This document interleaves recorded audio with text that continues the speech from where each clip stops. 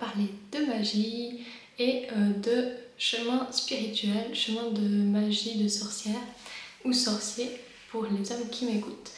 Alors, le récapitulatif de mon année, parce que ça fait pas longtemps que je suis sorcière, si je peux dire ça. J'ai commencé à Mabon en fait, et ça commençait un peu avant sans que je m'en rende compte vraiment. Et j'ai commencé la roue de l'année à Mabon de 2023. Alors en fin septembre, le 21 septembre 2023, je sais plus exactement si c'est la date exacte. Voilà, et j'avais célébré Mabon donc. Et petit rappel pour les personnes qui ne connaissent pas la roue de l'année, c'est la célébration des fêtes païennes selon les saisons. Souvent c'est les équinoxes qu'on fête, il y en a quelques-unes. Il y a aussi, en fait il y a 8 sabbats et esbats. Et le but c'est d'être en rythme avec la nature et les saisons. Voilà, avec les traditions ancestrales. Alors comment j'ai découvert la roue de l'année? C'est en lisant des livres en fait, parce que j'étais sur un chemin spirituel et j'étais plutôt, j'ai un peu honte de le dire, mais j'étais un peu tournée dans le New Age quand même, sans le savoir vraiment. Mais il y a quand même des livres que j'ai lus, et dans les livres ils reprenaient la roue de l'année et je me disais mais c'est quoi ça, et je survolais ça, je comprenais pas vraiment, et ça a fait son chemin en moi sans vraiment que je m'en rende compte. Après je crois que je suis tombée sur une vidéo YouTube qui me parlait justement de Mabon, je crois, Melbourne, et j'ai commencé à m'intéresser. Et alors du coup dans le livre de le cercle de femmes, je m'intéressais à faire des cercles de femmes, d'animés, ce qui s'est fait beaucoup plus tard, une année plus tard au final, mais c'est quelque chose qui me passionne encore, et c'est de Daisy et Julie Baudin. Je pense que vous les connaissez, elles sont assez connues, elles ont sorti un tarot récemment, le Woman Tarot, et donc elles font un très bon travail, et elles ont ce côté, je crois qu'elles sont, mais je suis pas sûre, peut-être elles ont sorti un livre sur la Wicca, en tout cas elles sont assez inspirées sur la Wicca. Et elles ont mis un peu comment confectionner un cercle et débuter avec les énergies. Par exemple, si on fait un cercle en novembre, là c'est le cercle de février. Par exemple, la lune en février, comment elle est, les influences astrologiques, et il y avait les richesses païennes. Et là, on retrouve en février les énergies d'Imbolc. Et du coup, j'essayais d'apprendre un peu qu'est-ce que c'était Imbolc, etc. parce que je voulais faire en fonction. Et voilà le deuxième livre que j'avais, sans vraiment savoir ce que c'était, le féminin sacré. Après, je suis plus trop le travail de José-Anne Sarrazin-Côté, mais son livre sur le féminin sacré, je trouve qu'il regroupe plein de choses et je ne l'ai pas fini, je vais justement me replonger dedans. Et elle parle justement au début du massacre qu'il y a eu par rapport au fémicide, par rapport aux sorcières. C'était vraiment un massacre. Et ça m'a vraiment touchée. Et après, elle parle des sabbats. Je les ai survolés parce que ça ne m'intéressait pas trop à l'époque, mais là, on a la roue de l'année. Et donc, j'étais un peu immergée là-dedans. Après, j'ai fait mes recherches sur internet, plutôt avec beaucoup de vidéos. Et voilà. Voilà comment j'ai découvert la roue de l'année. Je confectionnais quelques sorts avant, mais j'avais beaucoup de peur par rapport à ça. Et j'avais des angoisses par rapport à la religion qui me freinaient beaucoup. Alors que maintenant, je suis polythéiste complètement. Mais la transition entre les deux, c'était compliqué pour moi. Je sais pas, peut-être un jour je vais en parler parce que je pense que ça peut aider d'autres personnes qui sont dans la même situation, mais moi j'avais vraiment du mal à faire la transition. En fait, j'avais peur de me séparer de quelque chose ou d'être punie ou quelque chose comme ça. Il y avait beaucoup de fausses croyances. Alors, comment j'ai célébré Mabon Melbourne la première fois en 2023? J'ai invité une amie. Je mettrai une photo là, on a fait comme un tirage de cartes avec le Lumi-Lune, je sais plus comment il s'appelle. C'est en oracle qui est tout rond. Je vais juste le chercher. C'est pas le Lumi-Lune, c'est le Fémini-Lune. Et il retrace le cycle féminin en rapport avec la Lune. Et je trouvais que ça avait des belles couleurs pour mes bonnes. On retrouve l'orange, marron et le bleu, pourquoi pas. Et on a le cycle de la femme. Je trouve très beau. Voilà, il n'y a pas beaucoup de cartes. Il est épais comme ça.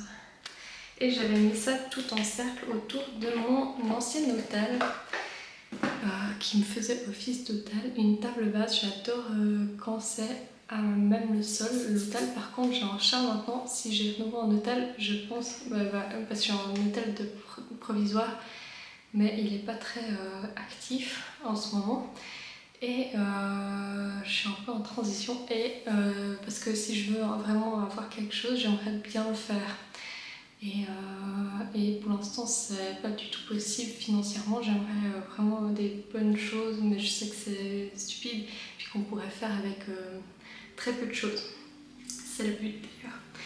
Et donc, si j'ai un chat, du coup, il va aller sur l'hôtel qui est en bas, surtout qu'il mange tout. Bref, je vais devoir fermer la porte. J'ai célébré la gratitude avec mon ami. On a fait un souper, je ne sais plus exactement, mais je me souviens que j'avais acheté du cidre de pomme qui était très bon, ou de pommes, je crois, pas de poire. Et on a bu, enfin moi, parce que je savais pas qu'elle aimait pas. J'avais fait de la décoration exprès, j'avais mis un peu le budget, enfin le budget selon moi, parce que j'ai pas beaucoup. J'avais acheté beaucoup de plantes que j'avais fait sécher, dont de la lavande, je crois. Et j'avais mis ça tout autour, et on a fait un pochon, un sachet, avec les plantes dedans selon les propriétés qu'on voulait. Et elle a fait en personnel, je sais pas exactement pourquoi, mais moi j'ai fait pour la réussite. Comment je me sens en automne en général, c'est quelque chose que je faisais pas attention avant. J'avais fait un petit peu attention, mais je l'avais oublié après, quand j'étais plus adolescente. Et là, ça m'a reconnecté vraiment avec les saisons, avec toutes les saisons. Je suis quelqu'un qui aime plus le printemps et l'été. Je suis plus solaire comme ça et j'aime aller dehors, enfin pas tout le temps. Justement, pendant l'hiver, je suis plus à l'intérieur et ça me pèse un petit peu normalement sur le moral, j'allais dire le mental aussi. Et là, en été, je suis vraiment plus dans la joie, dans les festoiements, je sais pas si ça se dit, avec mes amis. Et en hiver, ça ralentit un petit peu et je me suis vraiment reconnectée aux traditions, aux saisons, et ça m'a vraiment remarqué, et j'ai remarqué vraiment qu'en automne, il y avait comme une sorte, pas de nostalgie, mais en lâcher prise, en détachement plutôt. Quelque chose où on se détache de tout ce qui n'est plus nécessaire dans notre vie. En plus, c'est un peu de la rentrée, un peu avant octobre, mais c'est surtout en octobre que je sens ça. C'est comme les feuilles des arbres qui tombent. J'ai l'impression que je me dépouille déjà de choses futiles, de faire de l'ordre chez moi aussi, de faire idéalement un petit cocon chez moi si je peux, mais c'est aussi surtout intérieur où je sens que je me détache et je me sens un peu dans la nostalgie, d'aimer ralentir aussi, etc. Du coup maintenant j'aime toutes les saisons, j'ai encore un peu du mal avec l'hiver, mais ça m'a permis de vraiment me connecter à en hiver, on se repose, on prend soin de soi, etc. Et en été, on est plus dans la création de projets. Vraiment, j'ai vraiment ressenti en été que j'avais vraiment beaucoup d'envie, de projets, de choses que je mettais en place. Et en automne, ça a complètement descendu la motivation. Mais j'ai senti que c'était plutôt on commençait à être un peu plus introspectif et c'était très intéressant aussi. Et l'hiver, j'aime aussi beaucoup, même si c'est un peu plus compliqué. Et le printemps, c'est le renouveau. on repart, c'est une renaissance. Et ça m'a appris la roue de l'année à vraiment profiter de chaque saison. Le fait qu'il y a des fêtes à chaque saison presque, réparties comme ça aide à célébrer quelque chose, à fêter et à aimer cette saison-là. Alors qu'est-ce qui a changé dans ma vie quand j'ai célébré mes bonnes en 2023, quand ça commençait à être mon cheminement dans la magie? Je me suis détachée et vraiment de personnes qui étaient plutôt toxiques pour moi, dont je me rendais compte mais que je faisais pas encore le pas de me détacher de ces personnes. Et ça m'a fait un grand bien. J'ai pu me reconnecter à moi et très rapidement, avec l'entrée dans l'occulte, j'ai rencontré une personne qui m'a comme guidée dans ce chemin, même si elle ne m'a pas enseigné vraiment beaucoup de choses. Par sa présence, elle m'a beaucoup enseigné. Et encore maintenant, je remercie beaucoup de l'avoir rencontrée. Et c'était vraiment juste après ce rituel-là de réussite, et je pense que ça a contribué, le fait que je m'engage dans ce chemin et que je fasse des choix plus radicaux. C'est comme si je mettais vraiment les pieds dedans et qu'on m'envoyait une personne ou plusieurs. Aussi, j'ai un cercle d'amis maintenant qui est plus mystique, et ça a vraiment contribué à mon évolution. J'ai vraiment beaucoup changé. Et aussi physiquement, j'ai très changé physiquement aussi, c'est le reflet de l'intérieur aussi qui se reflète à l'extérieur. Alors avec la roue de l'année, ce que j'ai pas dit aussi, ça m'a connecté aux saisons et j'apprécie plus les petits instants de moments de gratitude, de petites choses du quotidien. Par exemple, en hiver, j'aime bien me faire du chai maison, des boissons chaudes, du chocolat chaud, etc. Des goûters de petits marrons, ça je vais faire, mais j'ai pas fait l'année d'avant. Enfin, j'essaie de chercher des choses qui aient plus en rapport avec la saison, et j'apprécie vraiment cet instant. Et en été, je me suis fait beaucoup de smoothies, etc. C'est peut-être que les gens ils font déjà ça, mais moi j'étais un peu plus à faire des smoothies déjà en printemps, ou pas du tout, plutôt pas du tout. Et là, ça m'a reconnecté à des petits moments comme ça de plaisir. Alors, le bilan de l'année à présent. Il y a plusieurs sabbats. En fait, il y a 4 fêtes que je n'ai pas fait et 4 que j'ai fait. Alors c'était moitié-moitié, et souvent je ne l'ai pas fait par flemme, et j'ai beaucoup regretté par la suite de ne pas l'avoir fait, ou bien ça me coûtait, etc. Je me disais non, ça va me coûter, etc. Alors j'ai préféré, c'était surtout de la flemme, et j'ai préféré pas le fêter, mais en fait je regrette de ne pas l'avoir fait. Alors les fêtes que j'ai fait, alors à Samhain, j'ai fait un tirage avec une amie et on a brûlé ce qu'on ne voulait plus pour l'année suivante, ce qu'on voulait plus de l'année qui était avant. J'ai brûlé mes intentions. J'ai fait Yule évidemment après, parce que c'était facile de fêter, sinon on n'est pas bien vu en fait en société, alors c'est très naturel de fêter Noël en fait qui est Yule. Et limite si on ne le fait pas, on n'est pas vraiment normaux, mais je suis pas d'accord avec ça du tout. Et évidemment que j'ai fait quelque chose avec une personne de mon cœur, et j'ai décoré le sapin, alors que chaque année j'avais pas de sapin. C'est la première fois que j'ai un sapin parce que je voulais vraiment fêter ça.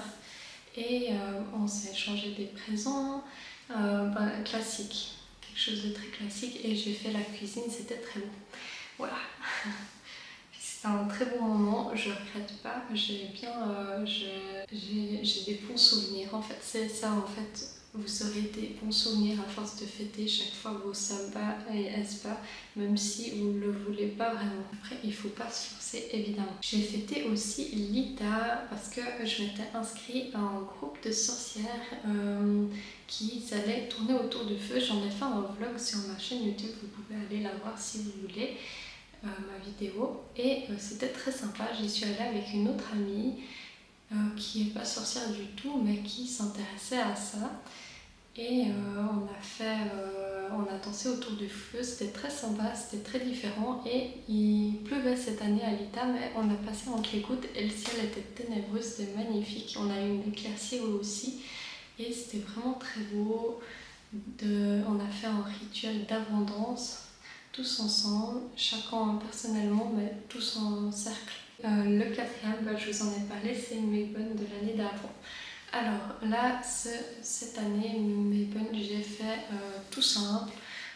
J'ai juste fait une sorte en crumble ou en pomme et c'était très bon, mais j'ai célébré à ma façon. Et toujours quand je célèbre pas forcément, je célèbre dans mon cœur, en pensée avec cette saison. Voilà, j'aime beaucoup parce qu'en fait, ce que j'aime vraiment, c'est de me relier aux traditions et toute l'énergie qu'il y a à ce moment avec les divinités et là, le moment de la saison. Voilà, c'était mon bilan de l'année, j'espère que ça vous a plu. Voilà, si vous avez des commentaires, vous pouvez me dire et je répondrai. Merci d'avoir regardé ma vidéo et je vous dis à une prochaine pour une prochaine vidéo.